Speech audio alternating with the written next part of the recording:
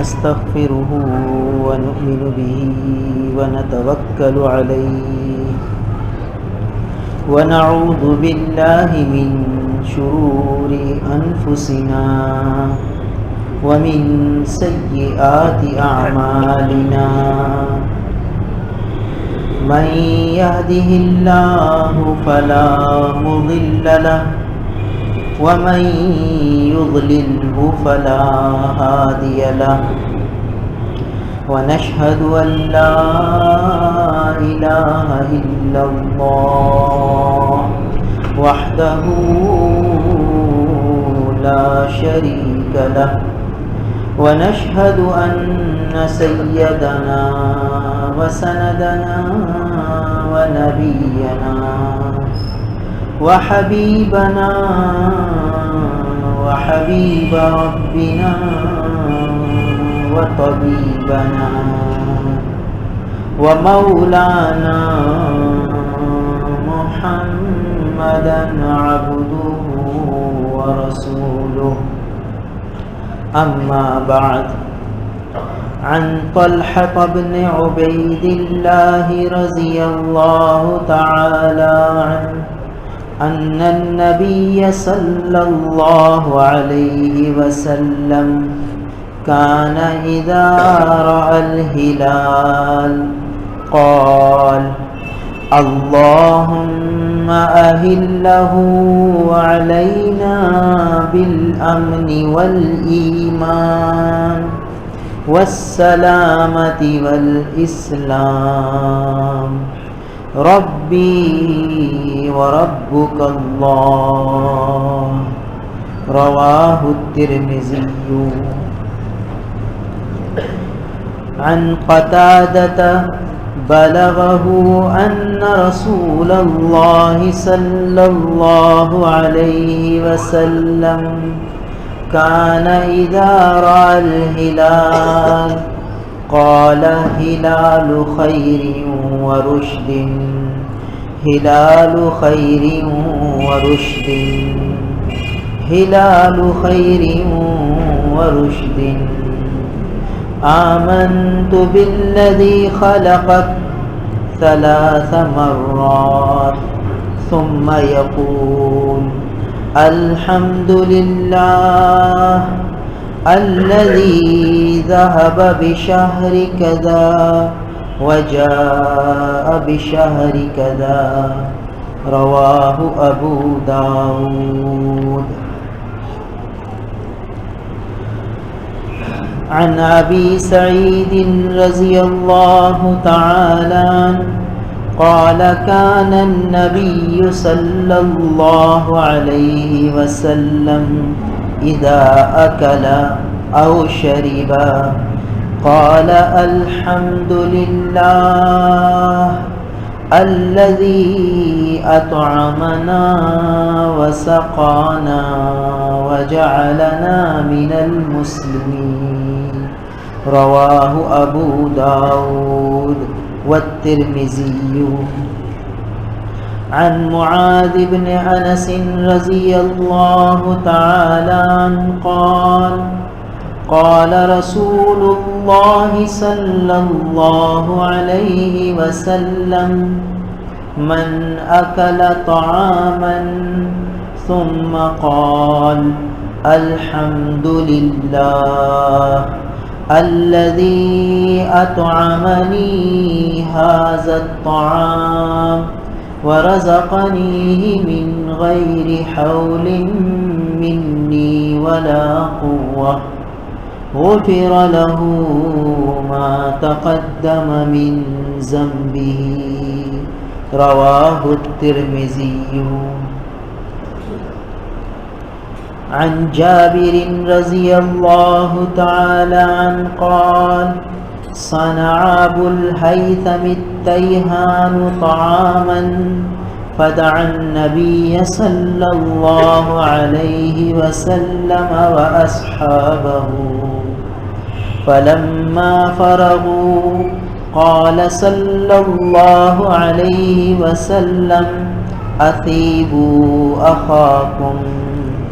قالوا يا رسول الله وما إصابته قال إن الرجل إذا دخل بيته وأكل طعامه وشرب شرابه فدعوا له فذلك إصابته رواه أبو داود أو كما قال عليه الصلاة والسلام۔ میرے محترم بزرگوں اور عزیز بھائیوں، ہمارے آقا نبی کریم صلی اللہ علیہ وسلم نے ہر موقع کی دعائیں تعلیم فرمائی ہیں، اور ان دعاؤں کے ذریعے اللہ کے بندوں کا تعلق براہ راست اللہ کی ذات سے جوڑا ہے، کہ ہر موقع کی دعائیں پڑھ کر آدمی اپنے رب سے قربت حاصل کر، اپنے رب کا مقرب بن جائے، ہر موقع پر اپنے رب کو یاد کر لے، اپنے خالق کو، اپنے مالک کو، اپنے محسن حقیقی کو یاد رکھے۔ ہر دعا میں یہی تلقین، یہی تعلیم، یہی ترغیب ہے کہ اللہ کو یاد رکھو، کسی موڑ پر، کسی موقع پر، کسی لمحے میں اللہ تعالیٰ سے غافل نہ ہو۔ یہی احسانی کیفیت ہے۔ احسانی کیفیت کس کو کہتے ہیں؟ ان تعبد اللہ کأنک تراہ، ایسے عبادت کرو جیسے اللہ کو دیکھتے ہو، اور اگر اللہ کو نہیں دیکھتے، یہ تصور نہیں قائم ہوتا، تو یوں سمجھو فإنہ یراک، تو وہ تو دیکھ ہی رہے ہیں۔ جب وہ دیکھ رہے ہیں تو پھر انہیں یاد رکھنا ہے کہ کون دیکھ رہے ہیں، بس جب وہ یاد ہیں تو اس موقع پر دعا پڑھنی، تو یہ دعا کا یاد آ جانا اور اس موقع پر دعا کو پڑھ لینا گویا احسانی کیفیت حاصل ہے، اور موقع کے اوپر دعا کو بھول جانا گویا کہ احسانی کیفیت سے ذہول ہے، غفلت ہے۔ تو ہر موقع کی دعاؤں کو یاد رکھنا اور اس موقع پر اس دعا کو پڑھ لینا بہت زیادہ فضیلت کی بات، بہت زیادہ نفع کی بات، بہت زیادہ فائدے کی بات۔ تو انہی دعاؤں میں سے ایک یہ چند دعائیں سامنے آئی ہیں جو ابھی پڑھی گئی۔ آج کا ابھی یہ جو آج کی رات ہے، یہ جمادی الاول کے مہینے کی پہلی شب ہے۔ آج سے نیا اسلامی مہینہ شروع ہو گیا۔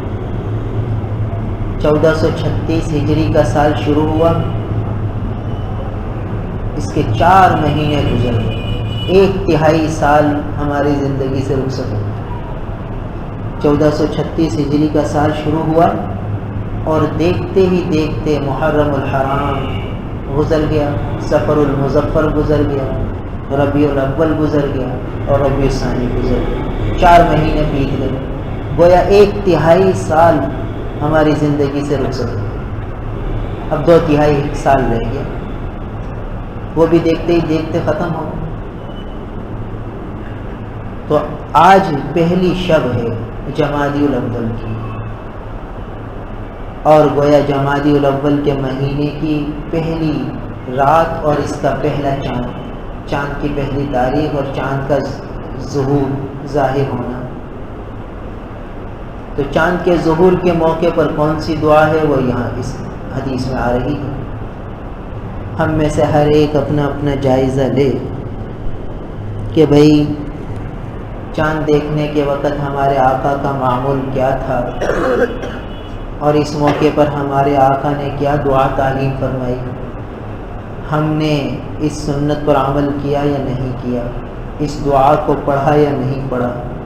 کتنے مسلمان ہیں جنہیں حضور صلی اللہ علیہ وسلم سے عشق و محبت کا دعویٰ ہے، اور حضور صلی اللہ علیہ وسلم سے محبت ہے، عقیدت ہے، تعلق ہے، مگر کتنے مسلمان ہیں جنہوں نے چاند دیکھنے کی سنت کو زندہ کیا، اور کتنے مسلمان ہیں جنہوں نے چاند دیکھنے کی دعا پڑھی، اس کا اہتمام کیا۔ اور کتنے مسلمان ہیں جن کو پتہ ہی نہیں کہ آج پہلی شب ہے؟ کتنے مسلمان ہوں گے؟ تو ہم اپنے دین سے کتنے دور ہو گئے، اپنے نبی پاک صلی اللہ علیہ وسلم کی مبارک تعلیمات سے کتنے دور ہو گئے۔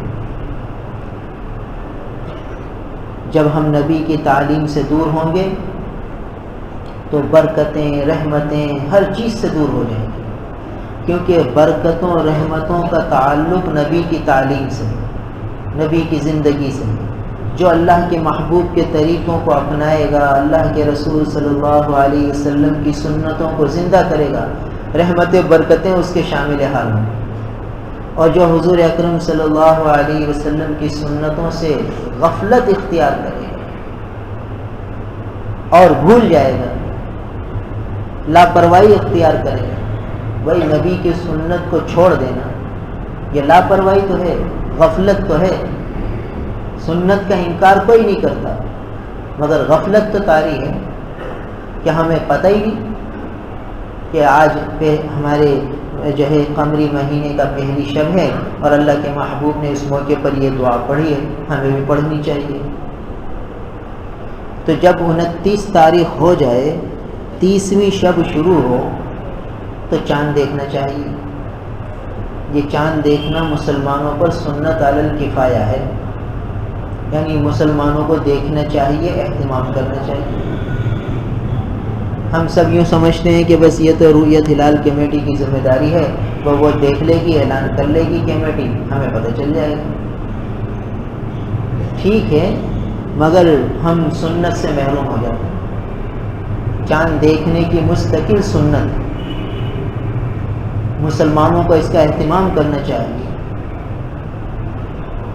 اور ایک دوسرے کو یاد دہانی کرانی چاہیے، بھئی دیکھو آج مغرب کی نماز میں چاند دیکھنا، آج 29ویں تاریخ ختم ہو رہی ہے، اہتمام سے چاند دیکھیں، ہر ایک دوسرے کو یاد دلائے۔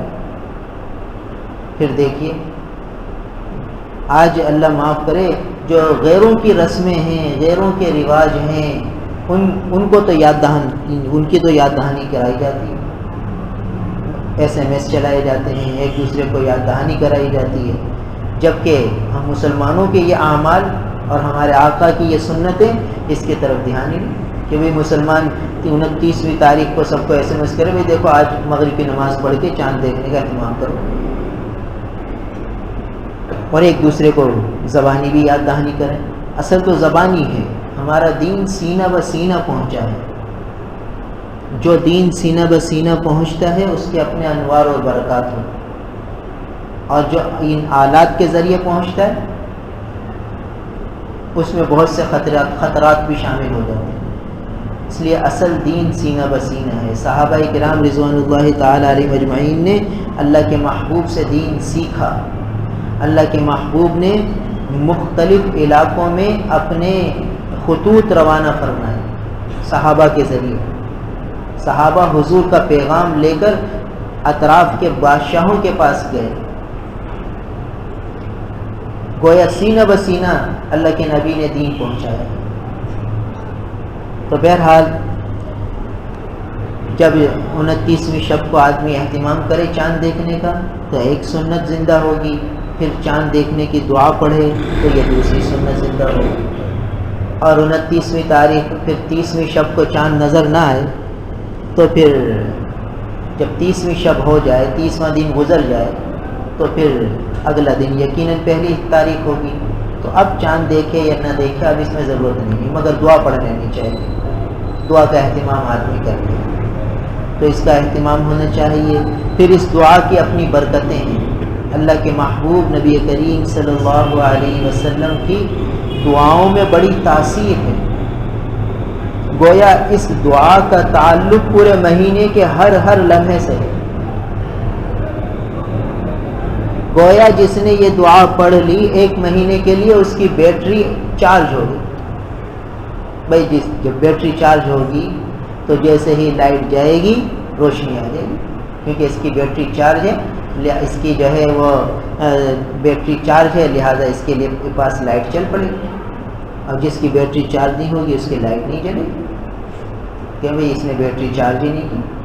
تو گویا یوں سمجھیے کہ جب آدمی مہینے کے شروع میں چاند دیکھ کر یہ دعا پڑھ لے گا تو پھر اس کے انوار، اس کے برکات وہ اسے نصیب ہوں گے، اور پورے مہینے اعمال صالحہ کی اسے توفیق ملتی رہے گی، کیونکہ اس دعا میں یہی مفہوم ہے کہ اعمال صالحہ کی توفیق مانگی جا رہی ہے۔ جو اعمال اللہ تعالیٰ کو پسند ہیں اس کی توفیق مانگی جا رہی ہے۔ تو جب چاند دیکھتے کے ساتھ ہی اعمال صالحہ کی توفیق مانگ لی تو گویا پورے مہینے اعمال صالحہ کی توفیق ملتی رہے گی کہ بھائی بچہ جب صبح اسکول جاتا ہے اور اپنے ساتھ پیسے لے کر چلے جاتا ہے، 100 روپے لے گیا تو اب وہ بہت سی چیزیں خرید سکتا ہے کہ اس کے پاس 100 روپے ہیں، اور ایک بچہ ہے وہ 1 پائی بھی نہیں لے گیا، اب وہ کچھ بھی نہیں خرید سکے گا، اس لیے کہ اس کے ہاتھ میں کچھ نہیں، اس کی جیب خالی۔ تو جو بچہ اسکول جاتے ہوئے ماں باپ سے مطالبہ کرتا ہے کہ بھئی مجھے آج 100 روپے چاہیے، آج مجھے 50 روپے چاہیے، آج مجھے 10 روپے چاہیے، تو ماں باپ اسے دے دیتے ہیں۔ اب جب دے دیتے ہیں تو وہ اسکول میں پہنچ کر 4 5 6 گھنٹے جو اسکول میں رہتا ہے تو یہ پورے عرصے میں ان 100 روپوں کو خرچ کر کے اپنی اپنی مرضی کی پسند کی چیزیں لیتا رہتا ہے، اور جو نہیں مانگتا تو ماں باپ دینا بھی بھول جاتے ہیں اور اسے ملتا بھی نہیں، اور پھر وہ سب کا منہ دیکھتا رہتا ہے۔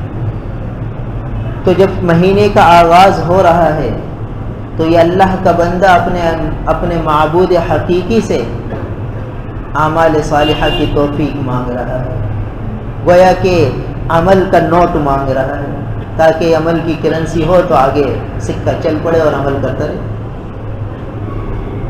عمل آتا رہے گا، اس کو توفیق عمل ملتی رہے گی۔ اور جس نے نہیں مانگی یہ دعا تو پھر اسے توفیق نہیں ملے گی گویا۔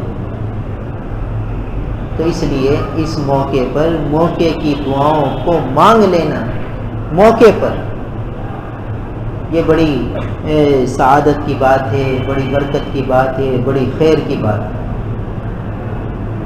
بھائی موقع پر آدمی کوئی اچھا فیصلہ کر لیتا ہے پھر بعد میں اس کو فائدہ حاصل کرتا ہے، تو موقع پر دعا پڑھ لیں گے تو اس کی برکتیں بعد میں ظاہر ہوں گی، اور اگر موقع گنوا دیا تو بعد میں بھی آدمی دعا تو پڑھ لے گا، دعا کی اپنی تاثیر ہے، اپنی برکت ہے، مگر جو فائدہ اسے اس موقع پر ملتا بعد میں تھوڑی ملے گا۔ لہٰذا اس دعا کا مفہوم دیکھیے کہ پورے مہینے پر حاوی ہے، پورے مہینے اعمال صالحہ کی توفیق ملے گی۔ حضرت طلحہ بن عبید اللہ رضی اللہ تعالیٰ عنہ فرماتے ہیں کہ نبی کریم صلی اللہ علیہ وسلم جب چاند دیکھتے، اذا رأى الہلال، اللہ کے رسول ہلال دیکھتے، ہلال کہتے ہیں پہلی تاریخ کے چاند، شروع کے چاند کو، مہینے کے آغاز کے چاند، تو اللہ کے رسول جب چاند کو دیکھتے، معلوم ہوا کہ چاند دیکھنا چاہیے، اللہ کے رسول دیکھتے تھے تو ہمیں بھی دیکھنا ہے، جب ہمارے آقا دیکھیں تو امتی کو بھی دیکھنا چاہیے، اس کا اہتمام کرنا چاہیے۔ آقا تو اہتمام فرمائے اور امتی کو پتہ ہی نہ چلے کہ آج ہمیں چاند دیکھنا ہے، کیونکہ آج رواج ختم ہو گیا تو یاد بھی نہیں رہتا،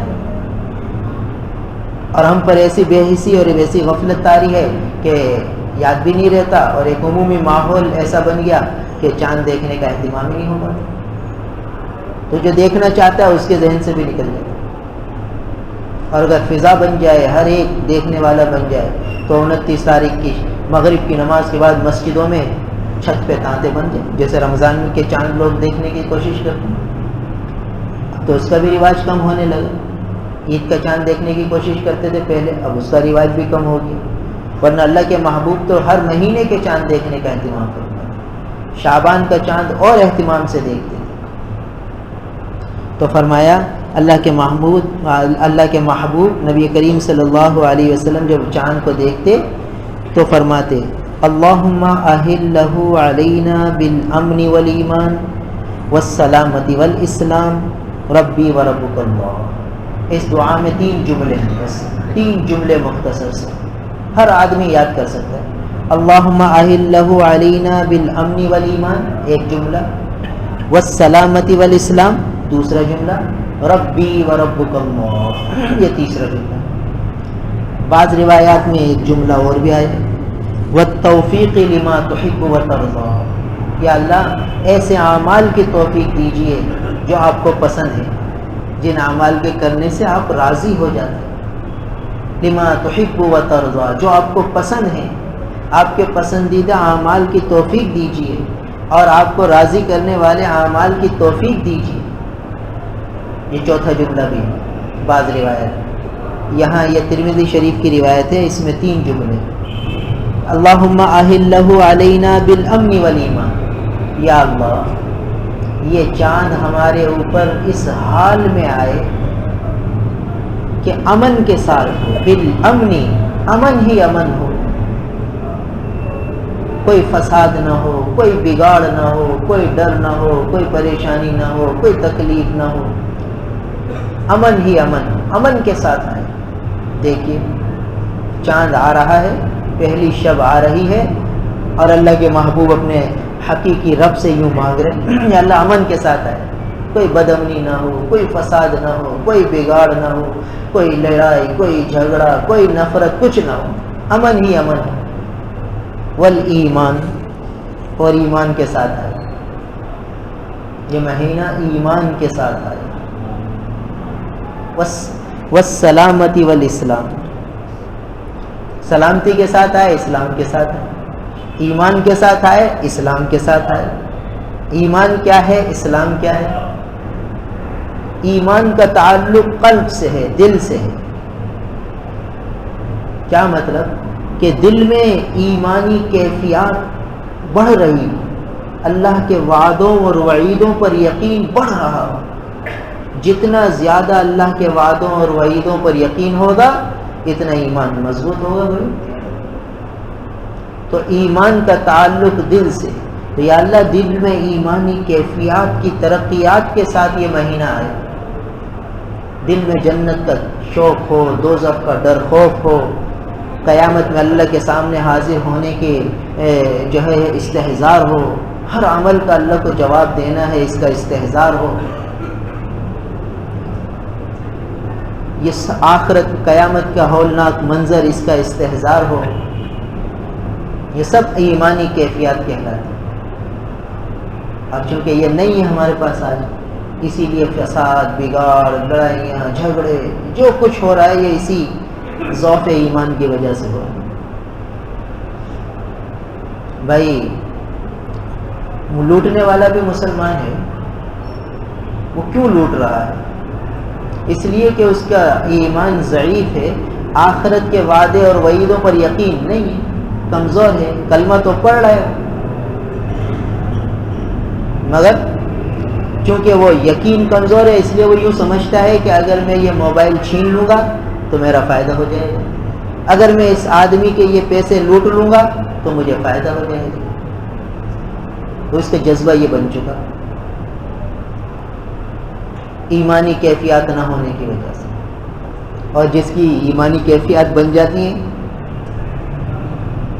پھر وہ جان دینے والا بنتا ہے، جان لینے والا نہیں ہوتا، دوسروں کی راحت، دوسروں کی آسانی اور سہولت کے لیے اپنا مال خرچ کرنے والا ہوتا ہے، مال اچکنے والا نہیں ہوتا کہ دوسروں کا مال اچک لے، دوسروں کا مال کسی بھی عنوان سے ہڑپ کر جائے، بلکہ اپنا مال لگانے والا ہوگا، اسے یقین ہوگا کہ میرا مال لگانے سے اور بڑھے گا، گھٹے گا نہیں۔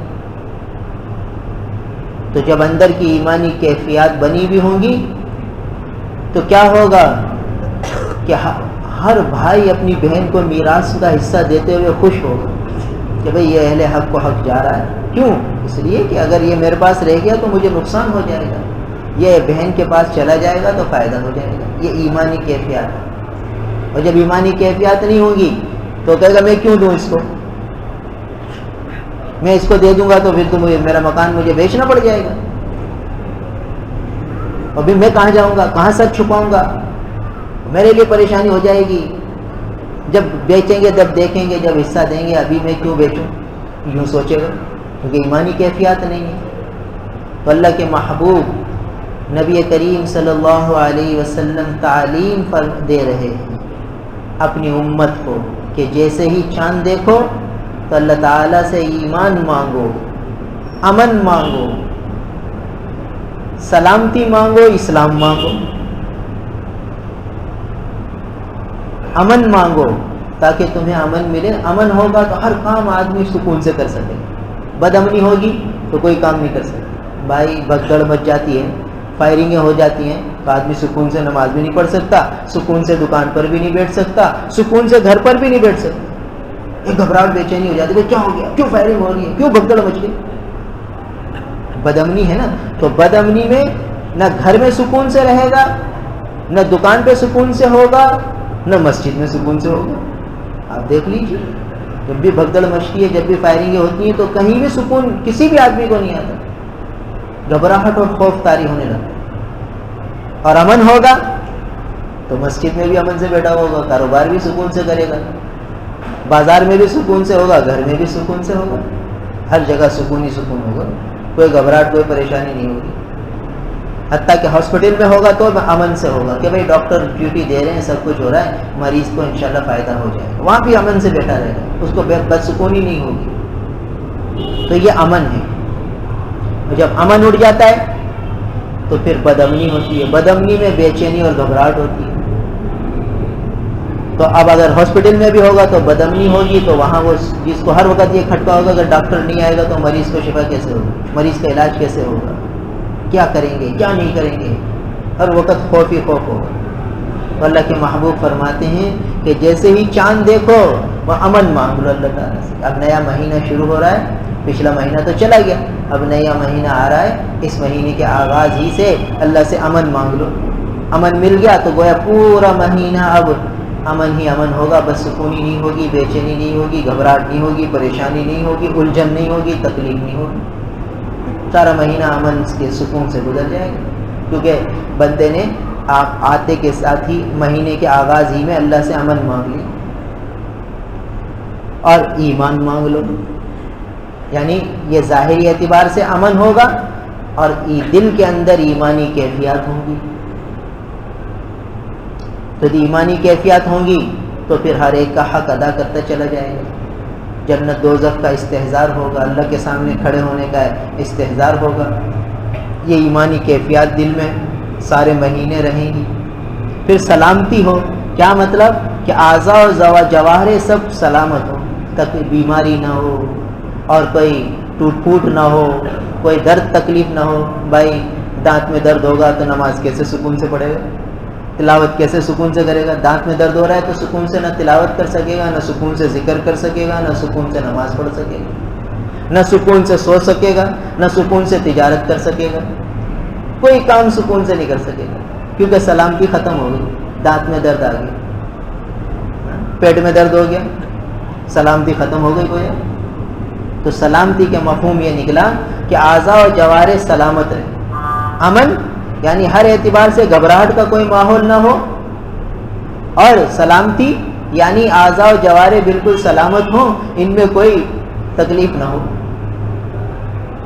دیکھیے ہمارے آقا کیسی پیاری تعلیم دے رہے ہیں، کیسا وسیع مفہوم ہے ان چھوٹوں سے جملوں میں، کتنے مختصر کلام تعلیم فرما دیا کہ میری امت کو یاد کرنے میں تکلیف نہ ہو، اور یہ سارا مفہوم ان میں آ جائے، ان الفاظ میں چھپا ہوا۔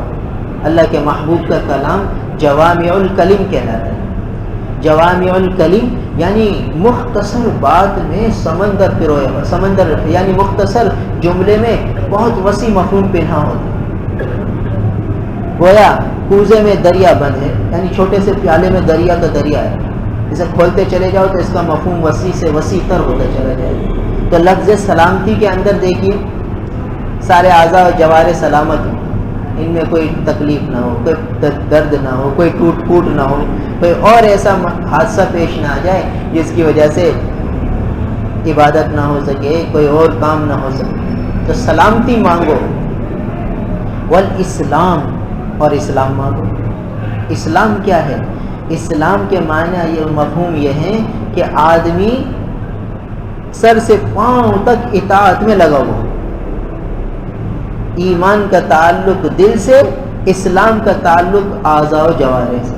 یعنی سر سے لے کر پاؤں تک اللہ کی اطاعت میں لگا ہو، آنکھیں بھی اللہ کے حکم کے مطابق استعمال ہو رہی ہوں، زبان بھی اللہ کے حکم کے مطابق استعمال ہو رہی ہو، کان بھی اللہ کے حکم کے مطابق استعمال ہو رہے ہوں، ہاتھ پاؤں ہر چیز اللہ کی اطاعت کے مطابق استعمال ہو رہی ہو، یہ اسلام ہے، اس کے خلاف نہیں ہو رہی ہو۔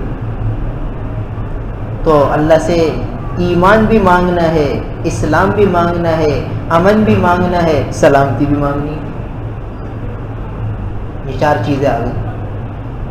اور ایک روایت میں تیسرا جملہ تھا وَالتَّوْفِيقِ لِمَا تُحِبُّ وَتَرْضَىٰ، یا اللہ توفیق دیجئے۔ توفیق کہتے ہیں حالات کا سازگار ہو جانا، موافق ہو جانا۔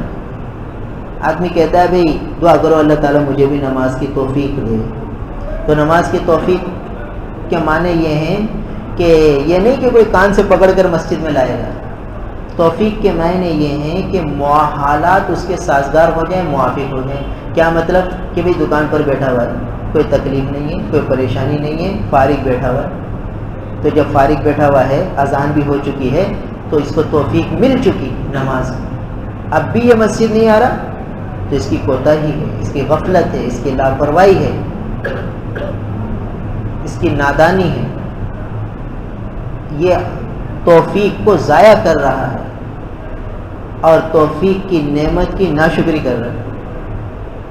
لہٰذا جو آدمی نعمت کی ناشکری کرتا ہے اللہ تعالیٰ وہ نعمت چھین لیتے ہیں، پھر کیا ہوتا ہے، پھر حالات ایسے ہو جاتے ہیں کہ پھر یہ توفیق چھین جاتی ہے۔ کیا مطلب، کوئی اسی مشغولی میں پڑ جاتا ہے کہ پھر چاہتے ہوئے بھی نماز نہیں پڑھ سکتے۔ اللہ بچائے، بعض اوقات ایسے بھی حالات آ جاتے ہیں آدمی کے کہ بعض آدمی چاہتا ہے کہ نماز پڑھ لو مگر ایسے حالات ہو گئے کہ اب نہیں پڑھ سکتا نماز، کوئی بیماری آ گئی، کوئی پریشانی آ گئی، کوئی ایسی مشغولی آ گئی کہ چاہتے ہوئے نماز نہیں پڑھ پا رہا۔ گویا کہ جب توفیق کو ضائع کیا، نعمت توفیق کی ناشکری کی، تو اللہ تعالیٰ نے توفیق کی نعمت چھین لی، توفیق کی نعمت چھین گئی تو اب وہ چاہتے ہوئے بھی نہیں پڑھ پاتا، ایسے حالات اللہ بچائے آ جاتے ہیں۔ تو وہ الفاظ حدیث کے والتوفیق، یا اللہ حالات سازگار فرما دیجئے، حالات موافق بنا دیجئے، کن چیزوں کے لیے، لما تحب، ان اعمال کے لیے جو آپ کو محبوب ہیں، وترضا، اور جس سے آپ راضی ہیں، وہ اعمال کی توفیق دے دیجئے۔ اب اللہ کس سے راضی ہوں گے؟ ذکر کرنے سے راضی ہوں گے، درود شریف پڑھنے سے راضی ہوں گے، نماز پڑھنے سے راضی ہوں گے، قرآن پڑھنے سے راضی ہوں گے، اللہ کے بندوں کے حقوق ادا کرنے سے اللہ راضی ہوں گے۔ تو اب ان تمام اعمال کی اللہ تعالیٰ توفیق دے دیں گے کہ اللہ تعالیٰ سے بندہ مانگ رہا ہے، چاند دیکھتے کے ساتھ ہی مانگ رہا ہے کہ یہ مہینہ ان چیزوں کے ساتھ گزرے، یا اللہ امن کے ساتھ گزرے، ایمان کے ساتھ گزرے، سلامتی کے ساتھ گزرے، اسلام کے ساتھ گزرے، ان اعمال کی توفیق کے ساتھ گزرے جو آپ کو محبوب ہیں اور جن سے آپ راضی ہوتے ہیں۔ یہ تین جملوں کے بعد پھر چوتھا جملہ یہ کہے کہ ربی و ربک اللہ، اے چاند کو خطاب کر کے کہنا ہے کہ میرا رب اور تیرا رب اللہ ہے۔ یہ اس عقیدے کا رد ہے کہ بعض لوگ چاند کو معبود سمجھتے، چاند کی پوجا کرتے، چاند کو جو ہے دیوتا سمجھتے، تو ان کے عقیدے کو رد لگا دی، چوٹ لگا دی کہ نہیں بھائی یہ تو خود مخلوق ہے۔ تو چاند کو کہہ دیا کہ میرا اور تیرا رب اللہ ہے۔ تو یہ چاند دیکھنے کی ایک دعا۔ دوسرا عمل دوسری روایت میں آ رہا ہے کہ رسول اللہ صلی اللہ علیہ وسلم جب چاند دیکھتے پہلی تاریخ کا تو فرماتے ہلال خیر و رشد، ہلال خیر و رشد، ہلال خیر و رشد، 3 مرتبہ یہ جملہ فرماتے، ہلال خیر و رشد، ہلال خیر و رشد، ہلال خیر و رشد۔ دیکھو ہمارے آقا تو یہ فرمائے اور ہمیں پتہ ہی نہ ہو کہ ہمارے آقا اس موقع پر کیا فرماتے تھے۔ یعنی ہم کتنے غفلت میں ڈوب چکے ہیں اور کتنے ہم اپنے نبی کے طریقے سے ہٹ چکے ہیں، کتنے وظائف ایسے ہیں جو کرتے ہیں اور جو کرنے کے کام ہیں اس سے غافل ہیں۔ چاند دیکھ کر اللہ کے محبوب تو یہ کہ ہلال خیر و رشد، یعنی یہ چاند خیر کا ہے اور رشد ہدایت اور رہنمائی کا چاند ہے، خیر اور بھلائی کا چاند ہے، ہدایت اور رہنمائی کا چاند ہے۔ تو چاند کو دیکھتے کے ساتھ ہی 3 دفعہ یہ پڑھتے ہلال خیر و رشد، یعنی خیر کا، خیریت کا چاند ہے اور ہدایت کا چاند ہے۔ اور پھر فرماتے آمنت بالذی خلقک، آمنت بالذی خلقک، آمنت بالذی خلقک، میں ایمان لایا اس ذات پر جس نے ایک چاند تجھے پیدا کیا۔ یہاں بھی اسی باطل عقیدے کا رد ہے، جو چاند کو معبود سمجھتے ہیں انہیں بتایا جا رہا ہے کہ یہ مخلوق ہے، معبود نہیں۔ تو فرمایا میں ایمان لایا اس پر جس نے تجھے پیدا کیا، آمنت بالذی خلقک، 3 دفعہ یہ جملہ کہے۔ اس کے بعد فرمایا الحمدللہ الذی ذہب بشہر کذا وجاء بشہر کذا، تمام تعریفیں اس اللہ کے لیے ہیں کہ جس نے فلاں مہینے کو رخصت کیا اور فلاں مہینے کو لے کر آیا۔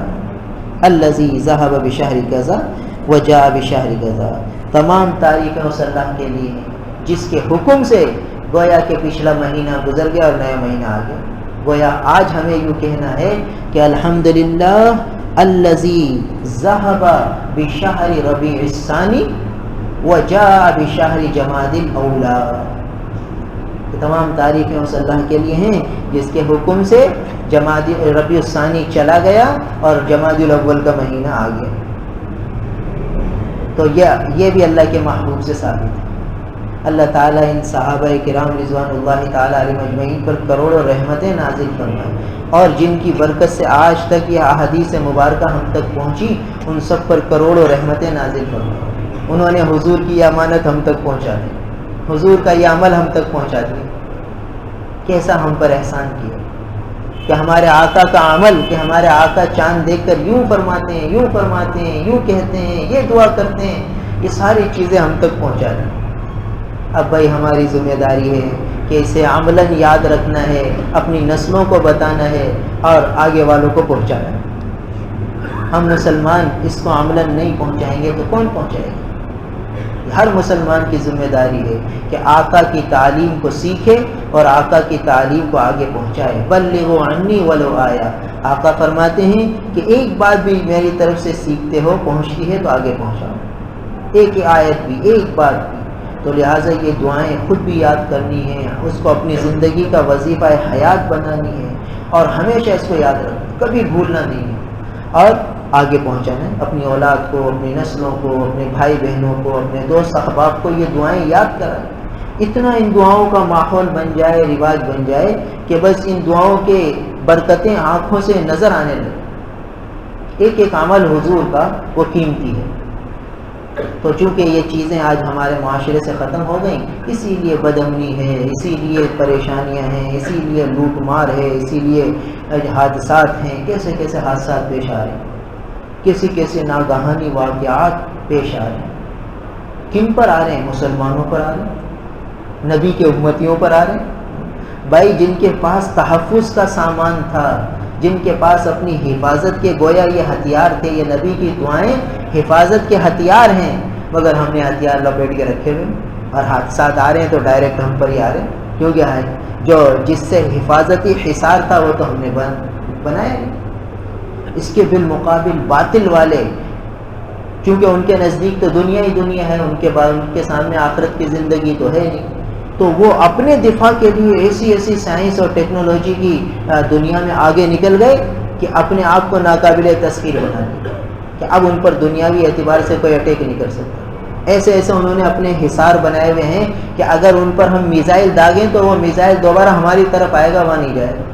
ایسی انہوں نے ٹیکنالوجی حاصل کر، اور ہمارے آقا نے اس سے بہتر ٹیکنالوجی ہمیں دی کہ بھائی ان دعاؤں کے ذریعے اپنا حصار کر لو۔ ہم نے یہ سارے سامان لپیٹ کے کتابوں میں رکھ دی، وہ کتابوں کی زینت ہیں اور ہماری زندگی میں یہ ختم ہو گئی۔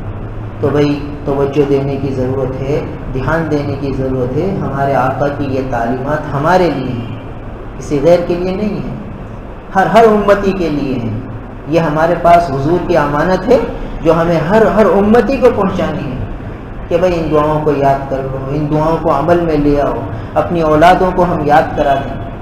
بھائی ہم اولادوں کے لیے کیا کچھ چھوڑ کر نہیں جا رہے، بھائی یہ دعائیں بھی ان کے ذہنوں میں، ان کے سینوں میں محفوظ کر کے دنیا سے جائیں، کہ یہ دعائیں ہم اولاد کے ذہنوں میں ایسی بٹھا دیں کہ جب چاند آئے تو یہ ہماری اولادیں یہ دعائیں پڑھیں، جب صبح کا وقت آئے تو صبح کی دعائیں پڑھیں، جب شام کا وقت آئے تو شام کی دعائیں پڑھیں، جب بازار میں جائیں تو بازار کی دعائیں پڑھیں. ساری دعائیں ہماری اولاد کو ہم ازبر کرا دیں. یہ ہماری گویا ہم اس کو اپنا ایک ذمہ داری سمجھیں، اپنا ایک چیلنج سمجھیں کہ بھائی یہ چیز ہمیں اپنی اولاد کو دے کے جانی ہے، اور یہی سب سے قیمتی تحفہ ہے. اور باقی چیزیں تو فانی ہیں، ختم ہونے والی ہیں، یہ چیز باقی ہے. تو اس کی طرف توجہ دے دیجیے. اگلی دعا جو ہے وہ کھانے پینے کے اعتبار سے. دیکھیے بھائی پیچھے ترتیب سے دعائیں چلیں کہ بھئی آدمی گھر سے نکلے تو کون سی دعا پڑھے، پھر بازار میں جائے تو کون سی دعا پڑھے، اب بازار میں خرید و فروخت کرے تو کون سی دعا پڑھے، پھر اب خرید و فروخت کر کے کھانا پینا کرے گا تو اب کھانے پینے کی دعائیں آ رہی ہیں کہ کھانے پینے کے وقت کھانے کے بعد کی کون سی دعا ہے، اللہ کے محبوب نے اس موقع پر کون سے کلمات تعلیم فرمائے، کون سے کلمات ارشاد فرمائے، کون سی دعائیں امت کو سکھائیں. اس میں سے ہمیں غور کرنا ہے کہ بھائی روز کھا رہے ہیں، 3 وقت کھا رہے ہیں بلکہ 4-5 وقت کھا جاتے ہیں، تو کون کون سی دعائیں ہمارے معمول میں ہیں اور کون سی دعائیں غفلت کی نظر ہو جاتی ہیں، ہماری لاپرواہی کی نظر ہو جاتی ہیں اور ہم اس موقع کی دعا سے فائدہ حاصل نہیں کر پاتے اپنی غفلت اور لاپرواہی کی وجہ سے. تو توجہ دینے کی ضرورت ہے. ان میں سے اکثر دعائیں الحمدللہ بہت سے ساتھیوں کو یاد ہیں مگر موقع پر بھول جاتے ہیں، اس لیے موقع پر یاد کرنی ہے، موقع پر اس کو پڑھنا ہے تاکہ اس کی تاثیر نصیب ہو. حضرت ابو سعید خدری رضی اللہ تعالیٰ عنہ سے روایت ہے، فرماتے ہیں کہ نبی کریم صلی اللہ علیہ وسلم جب کھانا کھاتے یا کوئی چیز پیتے، اذا اکل او شریبا، جب کھاتے یا پیتے تو یہ دعا پڑھتے، الحمدللہ الذی اطعمنا وسقانا وجعلنا من المسلمین. 4 جملے ہیں. الحمدللہ ایک جملہ، الذی اطعمنا دوسرا جملہ، وسقانا تیسرا جملہ، وجعلنا من المسلمین چوتھا جملہ. 4 جملے ہیں. تمام تعریفیں اس اللہ کے لیے ہیں جس نے ہمیں کھلایا اور پلایا اور ہمیں مسلمانوں میں سے بنایا. گویا اللہ کا شکر ادا کر رہا ہے اور اس کھانے کی نسبت اللہ کی طرف کر رہا ہے کہ یہ کھانا دیکھیے اللہ کے محبوب کس طرح رخ اللہ کے بندوں کا اللہ کی جانب فرما رہے ہیں کہ بھائی یہ کھانا تو میرے پیسے تھے، میں نے مزدوری کی تھی، مزدوری میں نے کی، پیسے میں نے کمائے، کھانا میں نے خریدا، کھانا میں نے بنایا. یہ ساری نسبتیں مجازی کی وجہ سے اب میں کھا رہا ہوں. یہ ساری نسبتیں مجازی کی وجہ سے ذہن میں یہ بات آئی کہ یہ کھانا تو میں نے کھایا اور اپنی محنت سے کما کے کھایا، تو کھانا میرا ہے اور میں نے کھایا. اب یہ ایک نسبت مجازی اتنی ساری جمع ہو گئی کہ آدمی فطری طور پر اللہ کو بھول جائے، اللہ کی طرف سے نگاہ ہٹ جائے اور اپنی طرف آ جائے. تو جیسے ہی کھانا کھا لیا، پیٹ بھر گیا اور ذہن میں یہ تصور تخیل تھا کہ یہ سب میں نے کیا، تو فرمایا نہیں، اب اس میں کی پر تلوار چلاؤ کہ نہیں، الذی اطعمنا، تمام تعریفیں اس کے لیے جس نے ہمیں کھلایا، انہوں نے کھلایا، ہمارا کوئی بس تھوڑی تھا. یہ توفیق کمانے کی انہوں نے دی، یہ ہمت طاقت انہوں نے دی، یہ کھانا یہ سارے اسباب مہیا انہوں نے کی. یہ ہے توحید. اللہ کے محبوب توحید خالص لے کر آئے ہیں، توحید سکھائی ہے. یہی اللہ کی وحدانیت ہے. اسی کا اقرار دیکھیے ہر دعا میں آ رہا ہے. ہر دعا میں بسم اللہ الحمدللہ، بسم اللہ الحمدللہ بتلایا جا رہا ہے کہ بھائی اللہ سے غافل نہ ہونا، اپنے معبود حقیقی سے، اپنے محسن حقیقی سے غافل نہ ہونا، کسی لمحے بھی غافل نہ ہونا. یہ جو تمہیں نظر آ رہا ہے کہ میں کر رہا ہوں، میں کھا رہا ہوں، یہ تمہاری نظر کا دھوکہ ہے. اصل تو اللہ تعالیٰ کھلا رہے ہیں. الحمدللہ الذی اطعمنا، تمام تعریفیں اس اللہ کے لیے جس نے ہمیں کھلایا. اطعمنی نہیں فرمایا، اطعمنا، صرف مجھے نہیں کھلایا، ساری دنیا کو وہی کھلایا۔ اسباب انہی نے مہیا فرمائے، ورنہ کسی میں طاقت نہیں کہ کھا سکے۔ لہٰذا جب دیکھیے جب وہ نہ کھلانے پر آئیں تو آدمی چاہتا ہے کہ کھا لوں تو نہیں کھا سکتے۔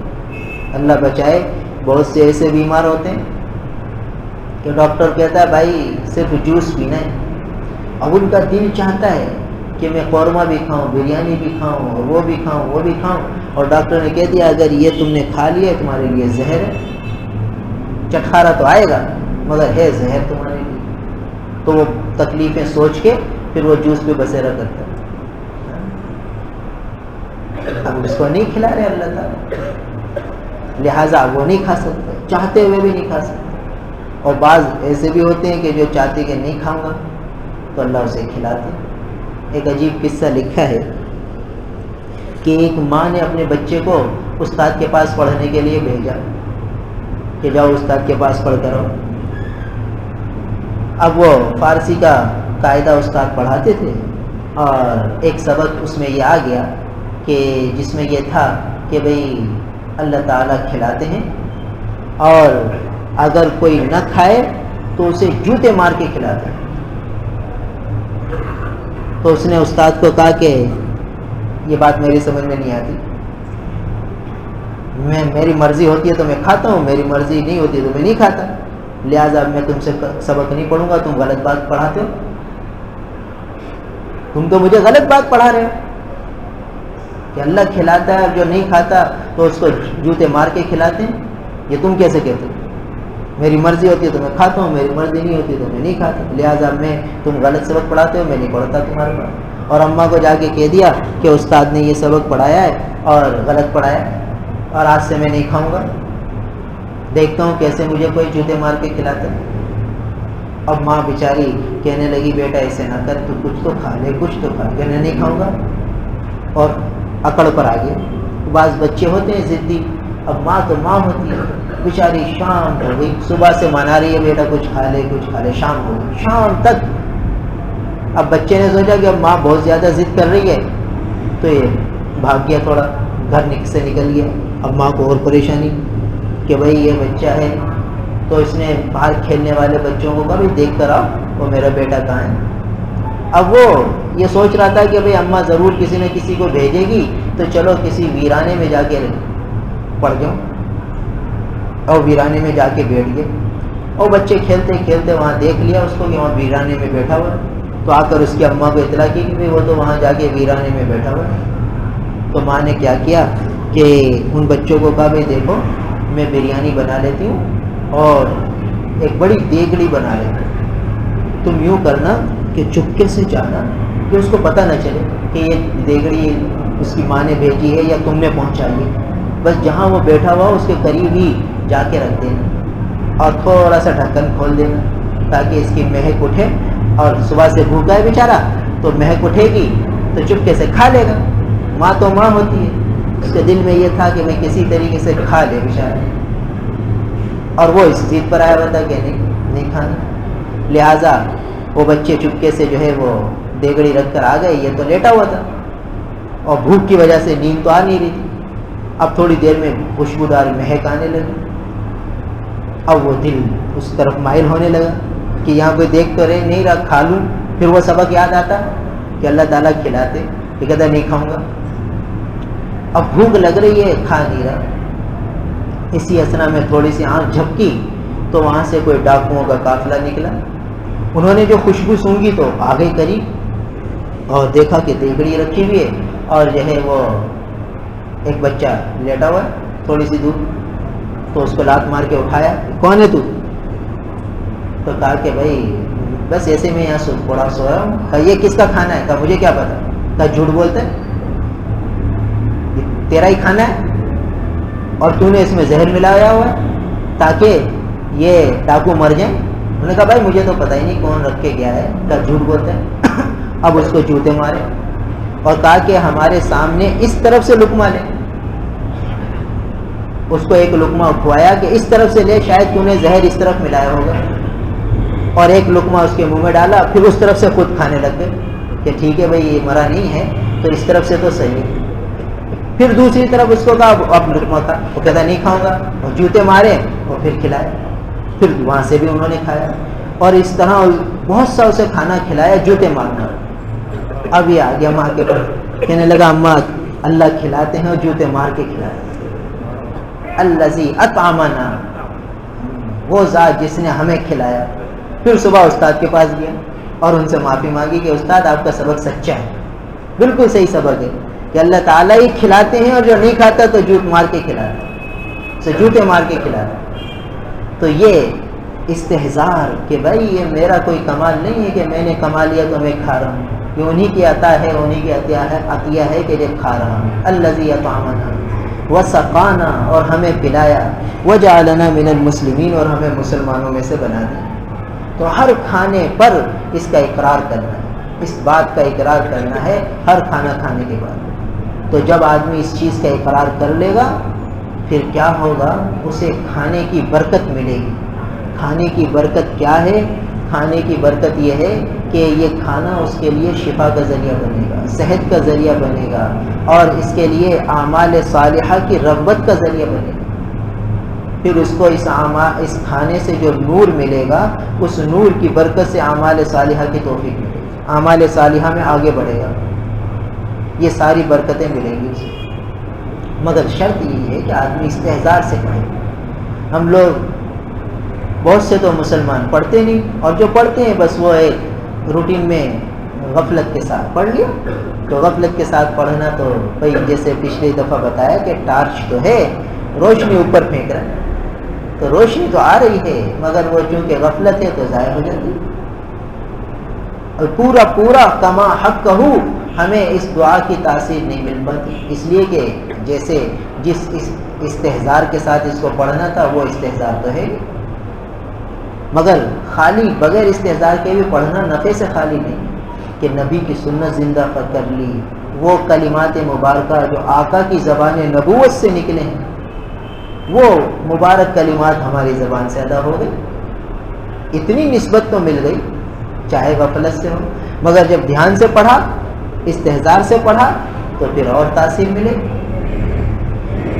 اگلی دعا حضرت معاذ بن انس رضی اللہ تعالیٰ عنہ سے، فرماتے ہیں کہ رسول اللہ صلی اللہ علیہ وسلم نے فرمایا کہ جس نے کھانا کھایا اور پھر یہ دعا پڑھ لی، الحمدللہ الذی اطعمنی ھذا الطعام ورزقنیہ من غیر حول منی ولا قوة، الحمدللہ الذی اطعمنی ھذا الطعام، تمام تعریفیں اس اللہ کے لیے ہیں جس نے مجھے یہ کھانا کھلا دیا، ورزقنیہ، اور یہ کھانا اسی نے مجھے عطا کیا، من غیر حول منی ولا قوة، میری صلاحیتوں اور طاقت کے بغیر، یعنی اس اپنی محنت، اپنی کوشش، اپنی ساری ظاہری جو ہے شکلوں کا انکار کر رہا ہے، من غیر حول منی ولا قوة، کہ اللہ یہ کوئی طاقت میری اس میں نہیں لگی، میری کوئی صلاحیت اس میں نہیں لگی، محض آپ کے فضل سے مجھے ملا، اس کا استحضار کریں۔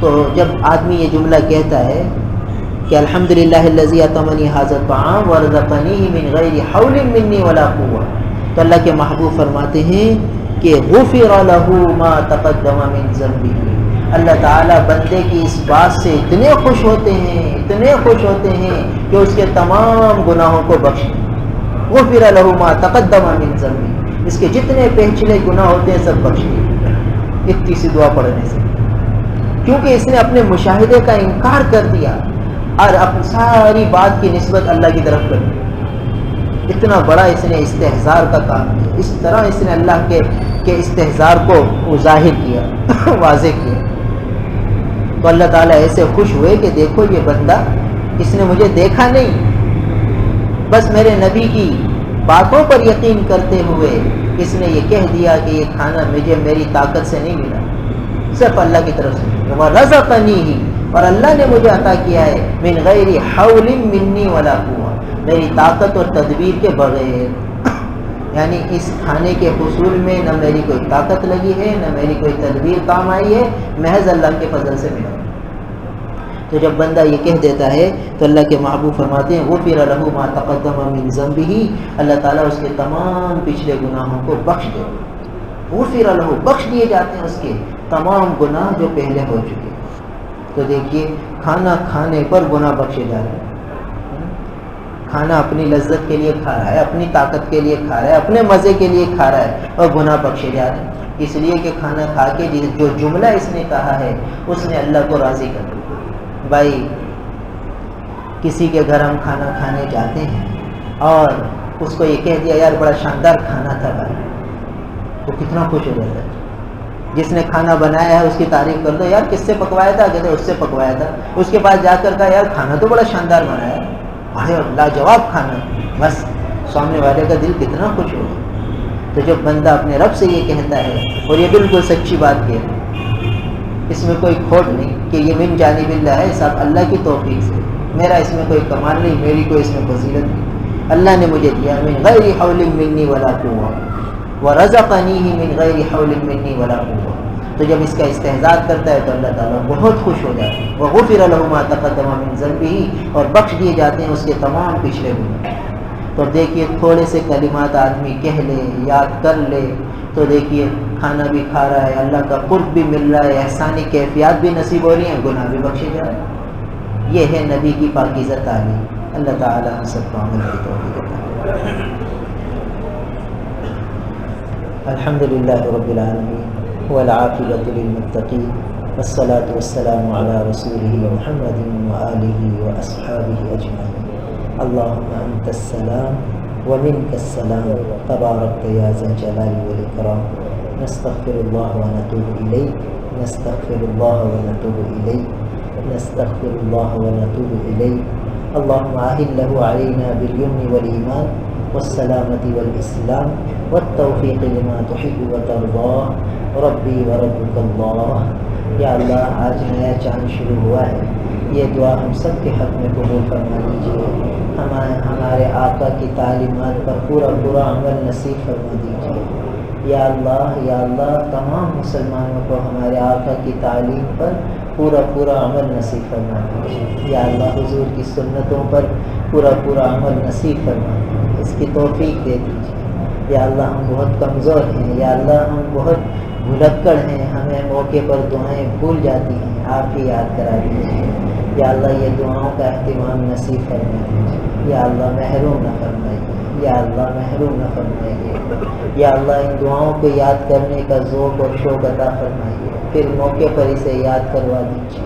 ہماری نسلوں میں، ہماری اولادوں میں بھی ان دعاؤں کو رواج دے دیجیے۔ یا اللہ ہمارے معاشرے میں، ہمارے ماحول میں حضور اکرم صلی اللہ علیہ وسلم کی ان دعاؤں کو رواج دے دیجیے۔ یا اللہ ہم بہت غفلت میں پڑے ہوئے ہیں، ہم اپنے آقا کی تعلیمات سے بہت دور ہو چکے ہیں، جس کی وجہ سے یہ سارے عذاب ہم پر مسلط ہیں۔ یا اللہ ہم توبہ کریں، ہمیں معاف فرما دیجیے۔ نستغفر اللہ ونتوب الیہ، نستغفر اللہ ونتوب الیہ، نستغفر اللہ ونتوب الیہ۔ رب اغفر لی، رب اغفر لی، رب اغفر لی۔ یا اللہ جب بندہ 3 دفعہ رب اغفر لی کہہ دیتا ہے تو آپ اسے معاف فرما دیتے ہیں۔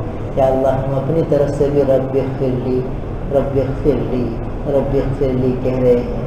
ارے اللہ ہر فرد مسلم کی طرف سے آپ کی بارگاہ میں رب اغفر لی، رب اغفر لی، رب اغفر لی عرض کرتے ہیں۔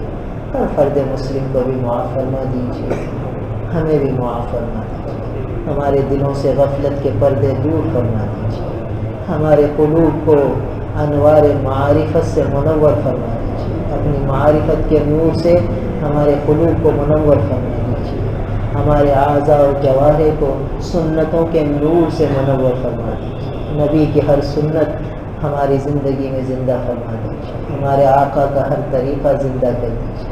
یا اللہ ہمیں سنت کی بہاریں نصیب فرما دیجیے، سنت کی برکتیں نصیب فرما دیجیے۔ یا اللہ محروم نہ فرمائیے۔ یا اللہ ہمارا کہنا، سننا، بیٹھنا سب قبول فرما دیجیے، آپ کے قرب کا ذریعہ بنا دیجیے، آپ کی رضا کامل کا ذریعہ بنا دیجیے، آپ سے دوری کا ذریعہ نہ بنائیے، تکبر کا، عجب کا، خود پسندی کا ذریعہ نہ بنائیے، اپنے قرب کا، اپنی رضا کا ذریعہ بنا دیجیے۔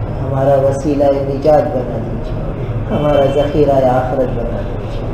یا اللہ ہمارے آقا پر کروڑ رحمتیں نازل فرمائیے، کروڑ درود و سلام ہماری طرف سے پہنچا دیجیے۔ یا اللہ ہمارے آقا نے ہمیں کتنی دعائیں تعلیم فرمائی ہیں، ہر دعا کے ہر حرف پر کے بدلے ہمارے آقا پر کروڑ رحمتیں نازل فرمائیے، انہیں پورا جزائے خیر عطا فرمائیے۔ یا اللہ اپنی شائن شان ان کو اجر جزیل سے نوازیں، ہمارے لیے جتنا تڑپے ہیں ہر تڑپ کے بدلے ان پر کروڑوں رحمتیں نازل فرمائیں۔ یا اللہ اس حال میں آقا کا سامنا ہو کہ ہمارے آقا ہم سے راضی ہیں، آپ بھی ہم سے راضی ہیں۔ یا اللہ ہمارے ذمے جو حقوق اللہ میں سے حق ہیں سارے کے سارے ادا کروا دیجیے، آپ کے حبیب کے جو حق ہیں وہ بھی پورے ادا کرا دیجیے، آپ کے بندوں کے جو حق ہیں یا اللہ وہ بھی پورے کرا دیجیے۔ یا اللہ کوئی حق کسی کا بھی ہم سے تلف نہ ہو، ضائع نہ ہو، آپ ہی توفیق عمل دے دیجیے، محروم نہ فرمائیے۔ یا اللہ حق کی ادائیگی کا جذبہ دے دیجیے، حقوق کی ادائیگی کا استحضار نصیب فرما دیجیے، یہ غفلت جو ہمارے دل پر طاری ہے اسے دور فرما دیجیے۔ یا اللہ ہر ایک کی خدمت کا جذبہ دے دیجیے، یا اللہ ہر ایک کو راحت پہنچانے کا جذبہ دے دیجیے۔ آج تک ہماری ذات سے جن کو اذیتیں پہنچی ہیں یا اللہ وہ کل ہم سے مطالبہ کریں گے، ہمارے کھاتے میں ایک بھی نیکی نہیں، ہم انہیں کیا دیں گے یا اللہ، بلکہ ان کے گناہ ہمارے کھاتے میں آ جائیں گے۔ آپ بھی ہماری مفلسی پر رحم فرما دیجیے، اور جن کو ہماری ذات سے اذیت پہنچ چکی ہے، جن کے حق ہم سے طلب ہو گئے، آپ اپنے خزانہ غیب سے انہیں نواز دیجیے۔ یا اللہ انہیں برکتیں دے دیجیے، ان پر اپنی رحمتیں نازل فرما دیجیے۔ یا اللہ ہماری طرف سے انہیں جزائے خیر دے دیجیے، اور آخرت میں وہ ہم سے کسی حق کا مطالبہ نہ کریں، ہمیں پاک صاف کر کے اپنے پاس بلائیے۔ یا اللہ اپنا پیارا بنا کر اپنے پاس بلائیے، اپنے محبوب و مقبول بندوں میں شامل فرما کر اپنے پاس بلائیے۔ شہادت ہمارا مقدر بنا دیجیے، ہماری تقدیر میں شہادت کی موت لکھ دیجیے، ہمیں محروم فرمائیے۔ اللہم ارزقنا شہادتا فی سبیلک واجعل موتنا فی بلد حبیبک صلی اللہ علیہ وسلم۔ یا اللہ ہمارے ملک میں امن قائم فرما دیجیے، ہمارے شہر میں امن قائم فرما دیجیے۔ یا اللہ بد امنی کو ختم فرما دیجیے۔ یا اللہ ہمارے حکمرانوں کو نیک اور صالح بنا دیجیے، ان سے دین کی حفاظت کا کام لے لیجیے، اسلام کی سربلندی کا کام انہی سے لے لیجیے، ان کے دل کی دنیا بدل دیجیے، ہم سب کو آخرت کا استحضار، آخرت کا دھیان نصیب فرما دیجیے۔ یا اللہ اس بدلتے موسم کی خیریں اور بھلائیاں نصیب فرما دیجیے، بدلتے موسم کے شرور اور فتون سے بچا لیجیے۔ یا اللہ اس موسم کی بیماریوں سے بچوں کی، بڑوں کی، عورتوں کی، مردوں کی، سب کی حفاظت فرمائیے، سب کو اپنی مضبوط حفظ و پناہ میں لے لیجیے، ہر قسم کی ناگہانی سے بچا لیجیے، اور اے اللہ ہر قسم کے حادثات سے بچا لیجیے، کامل عافیت اور کامل سلامتی عطا فرمائیے۔ اللہم انی اسألک العفو والعافیہ فی الدنیا والآخرہ، اللہم انی اسألک العفو والعافیہ فی دینی و دنیای و اہلی و مالی، اللہم استر عورتی و آمن روعتی، اللہم احفظنی من بین یدی ومن خلفی وعن یمینی وعن شمالی ومن فوقی واعوذ بک ان اغتال من تحتی۔ اللہم انا نسألک العافیہ ونسألک دوام العافیہ ونسألک تمام العافیہ ونسألک الشکر علی العافیہ۔ یا اللہ بہت سے لوگوں نے دعاؤں کے لیے کہہ رکھا ہے، سب کی دعائیں قبول فرما دیجیے، سب کے مسائل حل فرما دیجیے، جو دنیا سے رخصت ہو چکے ان کی بخشش فرما دیجیے، ان کی قبروں کو جنت کا باغ بنا دیجیے۔ یا اللہ ہماری دعاؤں کو اپنے محبوب نبی کریم صلی اللہ علیہ وسلم کے وسیلے سے قبول فرما لیجیے، اپنی رحمت کاملہ کے صدقے قبول فرما لیجیے۔ وصلی اللہ تعالی علی خیر خلقہ محمد وآلہ واصحابہ اجمعین، آمین برحمتک یا ارحم الراحمین۔